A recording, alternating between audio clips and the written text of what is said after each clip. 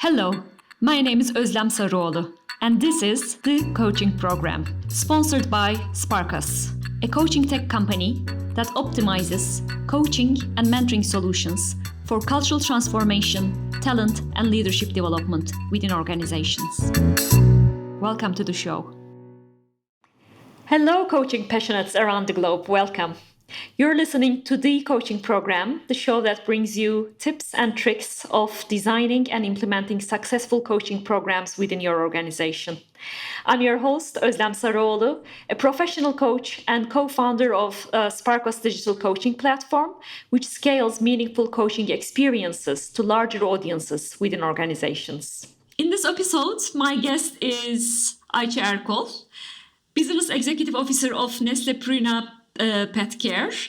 And being a business leader, she's also one of the leaders, trainers, internal coaches, and mentors of Nestle. Welcome, Ayça.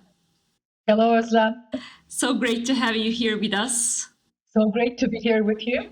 So I made a short intro, but can you just talk more about yourself to the audience? Of course, let me start from the beginning. I'm an Istanbul girl.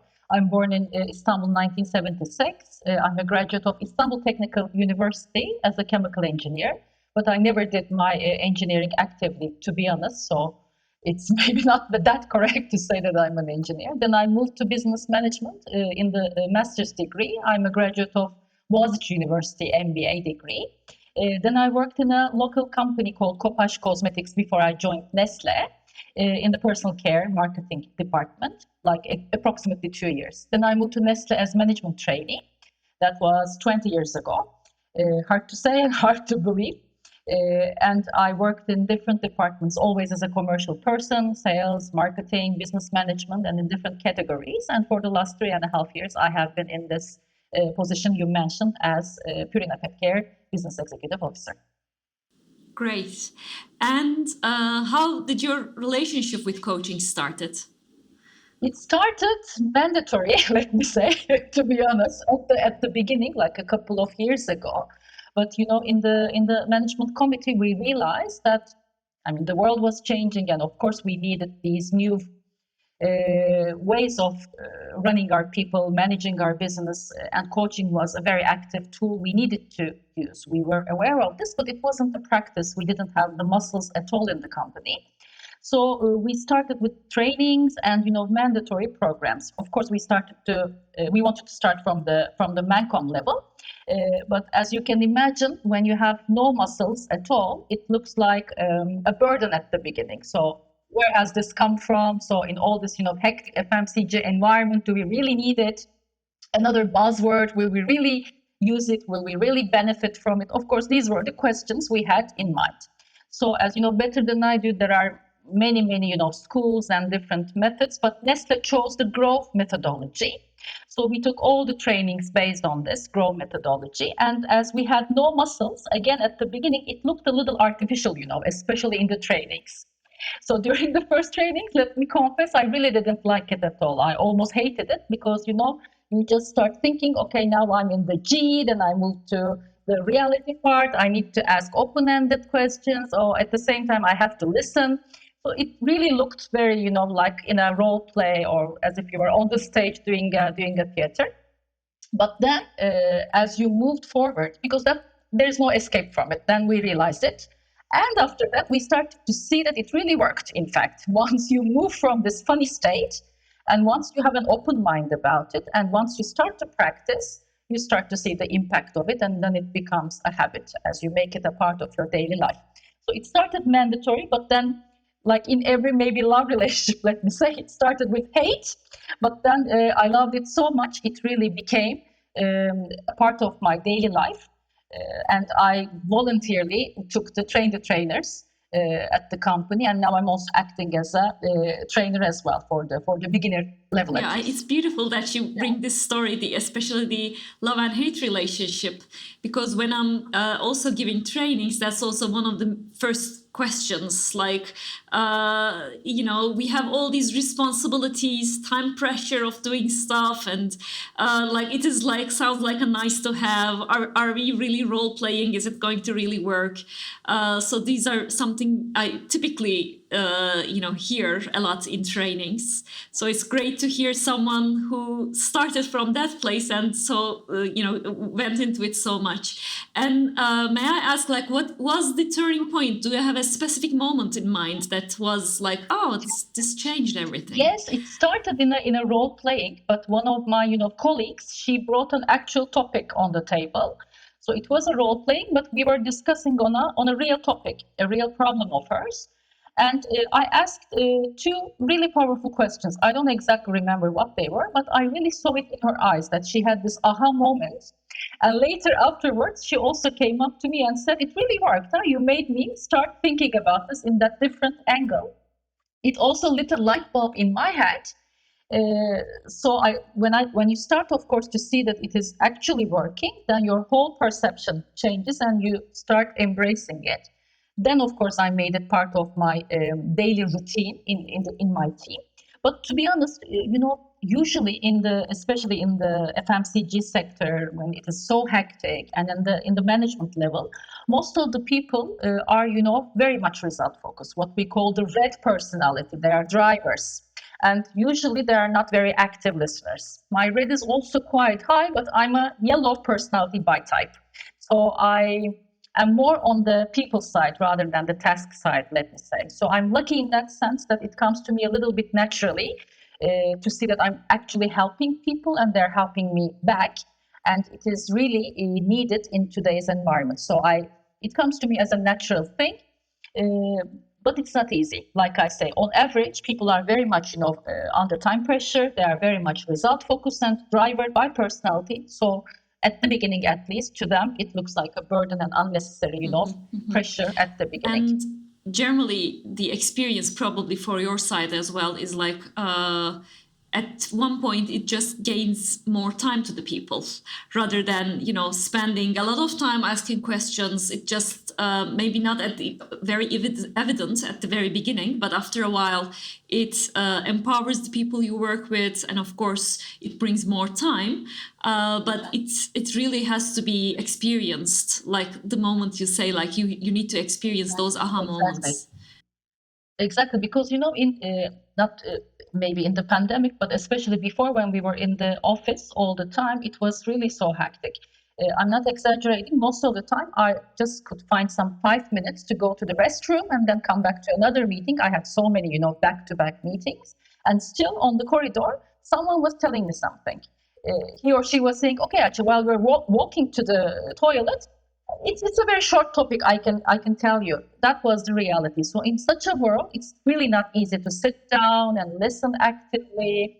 Yes, it may look like this, but as you say, if you make it a habit, then in the mid to long term, you see that it gives you time, because if you don't develop the people, if you always tell them what to do, then they will always come back and ask you, instead of finding their own solutions, or come to you at least with their ideas of solutions. But if you just tell them what to do, everything will remain your problem, your issue, and you will be working on their issues as well, on top of your own issues. So you have to get this perspective to realize that it actually, like you say, it gives you time, creates you time.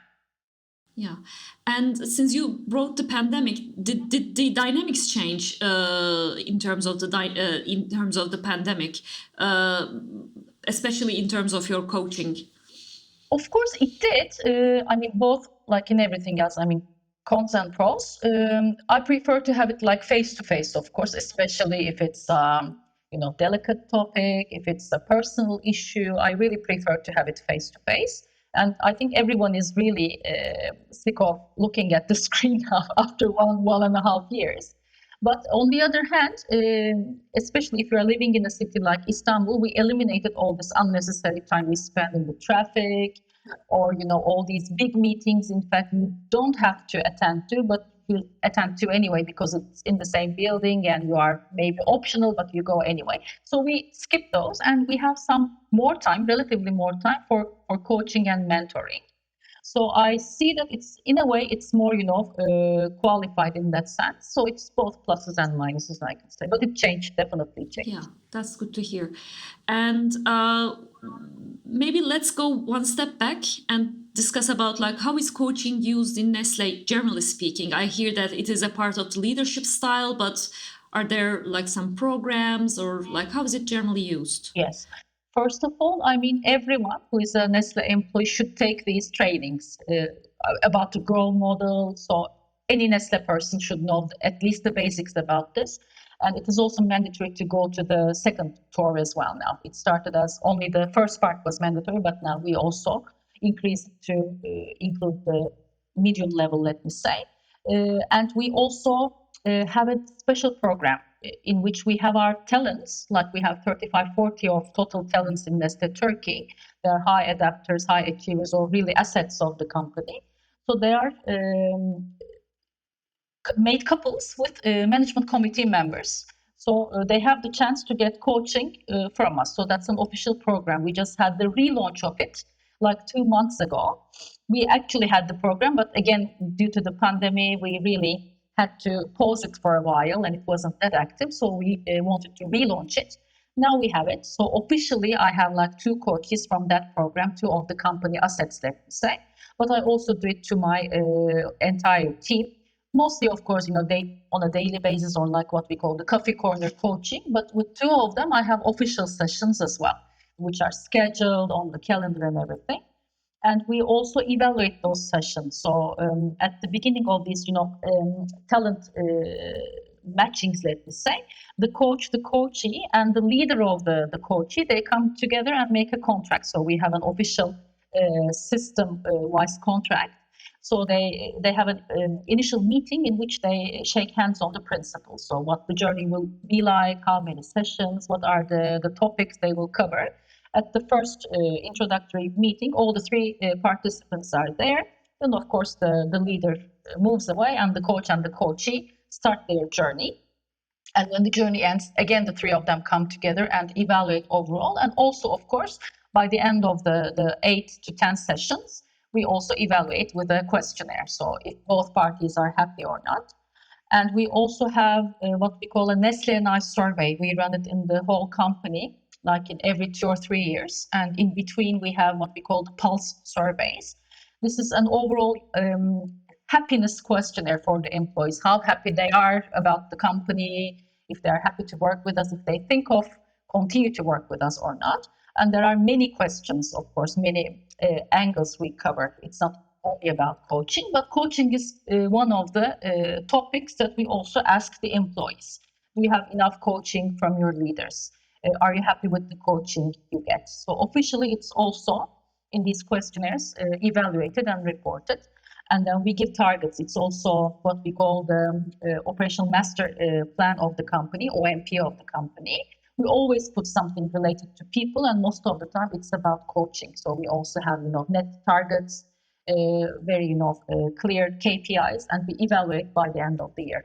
So it's really that's a very important part regularly. that you're speaking about, because we always see that if that kind of a top management directive is lacking in terms of people development and especially in terms of coaching, generally it's seen as a nice to have tool for just people development, something to use to fix people, not a regular part of the development journey of the organization. So it's wonderful to hear that it is in the KPIs, it's in the overall plan of the organization. I think that creates a lot of difference, really. Yeah. You're right. It took a couple of years. Of course, it didn't happen like this in the blink of an eye. But now I'm happy and proud to say that it is actually part of the daily routine. Yeah. And you said something about especially the talent development and how how the top management is giving one-on-one sessions to talents. I know that when it is the internal coaching involved, especially with the top management, it easily turns into a mentoring session rather than coaching. Do you see that it is happening, or is it just okay that it does? I mean, how is the approach there? At the beginning, before this muscle building, again, we wanted to have a clear, differentiation. So, okay, it shouldn't be mentoring, it should be coaching. We were focusing on the differences between the two. But now it changed a little bit. So we know that coaching is not the only tool in the manager's toolbox, let me say. And even within a session, you can, and if you build the muscle and if you are experienced enough, you can switch between those different hats during even the same session. But they say now you have to be aware of this. Don't think that you are coaching someone when you are mentoring someone. If you are aware of this, and if it's still working, both for the coach and coachee, then it is acceptable now. Yeah, I think that's the key point, like being aware of the hats and which hat you're using and making it obvious to the Yes. other party. Yeah. And since you also have all these hats, like you are a mentor, you're a coach, internal coach, you're a leader as a coach, which one comes more handy to you? Which one do you like better personally? Difficult question. I think now coaching, but at the beginning it was mentoring. Again, from time to time it is. It depends on the person, on the topic. If you are working with a more junior person, for example, if that person really needs your guidance and need to learn from your experience, then you should not insist on that it should be coaching, because imagine yourself in the shoes of the coach. It can also be annoying, huh? You go to have some clear guidance and recommendation, but that person is asking you endless questions and try to get an answer from you. So yes, you have to know your person and the topic and where you want to go and where the coachee wants to go. So it differs. It differs, let me say, but both of them I can say Yeah, now 50 okay, 50 I good. enjoy. So I think it takes time for you to get used to a new muscle to enjoy it, yeah, both when it comes handy. Yeah. Yes, exactly. Because at the beginning, it's really your tendencies to tell especially if it's a hectic day for you as well. And like I say, in between, you just have the time to go to the toilet and come back, and you will attend the other meeting. And sometimes, the sessions really, it's very normal that maybe in one coaching session you don't go anywhere that day. It's really you make very, very small progress. That's fine. But like I say, in our world and with our personalities, we may have the tendency to, get bored with it. And okay, let me tell you this, do it, and let's move to the next meeting. So if you don't control yourself, you may fall into this trap very easily. Yeah. And how do you get yourself out of the trap when you recognize yourself? I mean, I'm just asking this as not personally, but as also you're a trainer and you might receive those questions. That's why I'm curious. Again, with experience, you realize, and if your self-awareness is high, it's impossible for you not to realize. And also from the coach's reactions, body language, facial expression. Sometimes they don't say it, especially if they are the young talents of the company. So this is 25, you're 45, you're a Mancom member. Not all of them are, even if the new generation is more, open to express themselves, still they may have the tendency to stay back and not say it clearly, but from the body language, facial expression, you understand. Yeah, that's a very, very good point, actually. Never thought about it. But yeah, the other party also gives you signals before you recognize it. You lose the eye contact. They start to look blank, or it's obvious that they don't get your meaning. You understand that, yeah. Yeah, that's a good point. And talking about your experience as an trainer also, what are some things that you recognize? I mean, what are some messages you feel like giving every time in the trainings when the managers are first embarking on coaching? Many. First of all, listening. Listening is such an important part of this, and we are not good listeners in today's world when it is so fast and hectic and everything, especially in the FMCG sector. We don't have the time or the patience to listen enough. We have the tendency to jump to conclusions. Okay, I have seen this situation before. Okay, so I have been in your shoes before. So we automatically won't jump to the conclusion part, and we don't listen enough. This is one thing. And also feedback. Nestle is a European culture. It's a European company. It's not a US based company. So we have this difference. We may be too nice sometimes in giving feedback. In appreciation, okay, but in giving development feedback, Again, we didn't have any muscle at all like 20 years ago, to be honest. But in this journey, we also built the muscle. And but still, it's especially first-time leaders, first-time managers, they really have difficulty in giving direct feedback, especially if the coaching or mentoring is about career expectations. If the coachee clearly is expecting something, but they are not on the same page. If they need to be direct with the guidance, they don't want to say and they don't want to give the feedback, and they try to avoid it. This is what I see mostly. And what else? I mean, they also underestimate again the importance of the body language and the mirroring. For example, at the beginning, when they don't have enough experience, they spend so much energy and time on checking themselves, the role model. Am I doing it correctly? Where am I now? Is it the goal setting? Is it the reality part? Then they lose this natural flow of things, and they look like a robot at the beginning. So they are just thinking about their own process, and it's very obvious when you do this role playing. It's very obvious, but we always tell them that's normal. That's really normal. With real experience, you will overcome this. You are also like this at the beginning. Then they start to relax and it becomes natural. Yeah, I think there is also that performance anxiety there, like I should be a good coach. And that comes exactly in between the coaching process. Yes, and everyone is watching. Yeah, especially in the, yeah. I remember we were in a ICF conference, and one of the questions we got was like, when did you recognize like a good session? And most of the participants shared the moment where I didn't exist anymore. It was all about the other person. So I think that is a level to come. It looks like very easy to say, but it is the the development of the muscle probably comes in that moment where it's no longer about you and you're really curious about what the other person is talking and about. I think when you say that, it should also be voluntary up to a level. Yes, of course, it's part of the daily routine, and as a leader, we have to do it as well. But I think it's again like a chemistry. So at least if you're a beginner, go with the people that you feel more connected to, that you already have the rapport with, rather than a total stranger, because it's really easier both for the coachee and the coach. Then you have to build this relationship, and you're not that experienced. It will take even longer, etc. So maybe they should start really at a beginner level, let me say, with the people they are more acquainted with. I think it will help. Yeah, that's a very good point. I always also say it in the trainings, and I also believe it is even harder. I mean, if it is a new person that you don't really know, it's a little bit, yes, harder with the people when you compare it with the people you already have the rapport. And with some of the people that we are managing, especially as leaders, we actually have a very bad relationship. There is not even a positive one, but a negative one.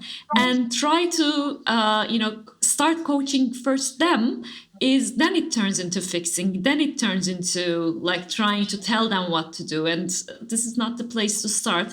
But sometimes managers tend to go first start with the challenge, maybe because it's the business environment, we all like challenges, I don't know, but like if coaching can work for this person, then it can work for everyone, but actually no, it doesn't. Yeah.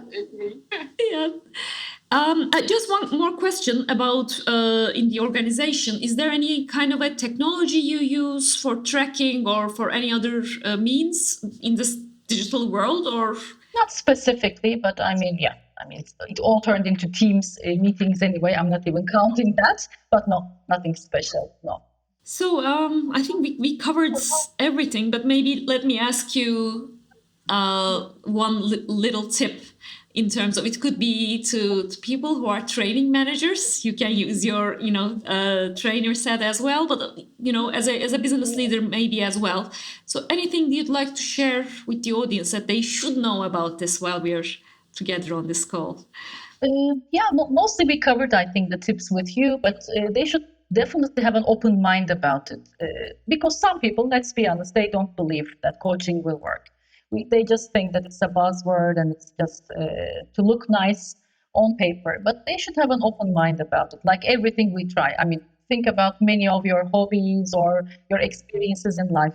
Most probably, you didn't like them at the beginning, but then you started to enjoy it. Or even people, like we said again, the love-hate relationship. So you don't love like everyone at the beginning, but if you give them a chance and if you have an open mind about it, then it may surprise you. The relationship may surprise you. It's the same thing with coaching. And again, listening, like you say, that's of course the ultimate point, the Zen point, where you no longer exist and only the coachee exists. That's really the top point. But if you are not an active listener, it's impossible. If you just think about what you will express, if you think about your experience, it will never work. Then you don't listen to that person. You think you do listen, but you actually don't listen. So these two tips, easy to say, but not easy to do. They will also experience after they start coaching, but they should keep in mind, I guess. And I think listening is, especially if you're talking about leaders, is not only for the coaching. It's like you need it everywhere. Like you need to listen to your customers as well to understand what's going on in the market, etc. So yeah, that's an important one. And I just recognize that I also have one thought in my mind. Since Nestle chose to not to have outside trainers, but inside trainers, like business people giving the training. Do you know if what was the reason behind it during your train the trainer process? Did they ever tell you like why the internal people are chosen as the trainers? Actually, but we are also leaders because we need the muscle. And once you get into the details of the program, then you are more, of course, accustomed to it. Then you like it more than the rest of the average of the company. So I think it was a clever idea to do it. We also use some, of course, outside support as well, especially at the Mancom level. If I need coaching, then the company may support me with, professional coaches like yourself from outside. But I think up to a point, to the level where we all need to, use it, I think we do a sufficient good enough job. And I think it was a clever idea to include everyone.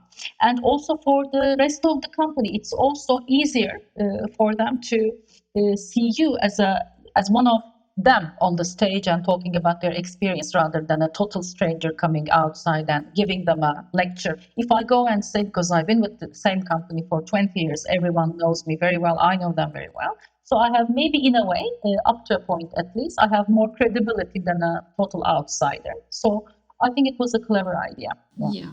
That's a very good point, because I was speaking with someone also who has built an internal coach pool, so I just suddenly recognized that there is that link and very similar arguments they had. Yeah, thank you so much for all this, your time and the valuable contribution, because I think this is very rich, because most of the time people hear about coaching from either external coaches or as people who has been in coaching for, their main job is coaching, but hearing it from another angle from someone who is actually her main job is business, but coaching has been a passion at the end after the hate. So I think that's a very beautiful contribution that most people don't generally have. So thank you for the time. Thank you so much, Ozlem. It was my pleasure, as always. So thank you all for joining us on this episode of the coaching program. Make sure to subscribe to the show in iTunes, Spotify, or wherever you're having your podcasts. If you found this conversation helpful, we'd appreciate a rating on iTunes, or you can simply tell a friend about the show who might benefit from it. Be sure to tune in for our next episode next week, and let's all create more meaningful coaching experiences for everyone. See you all.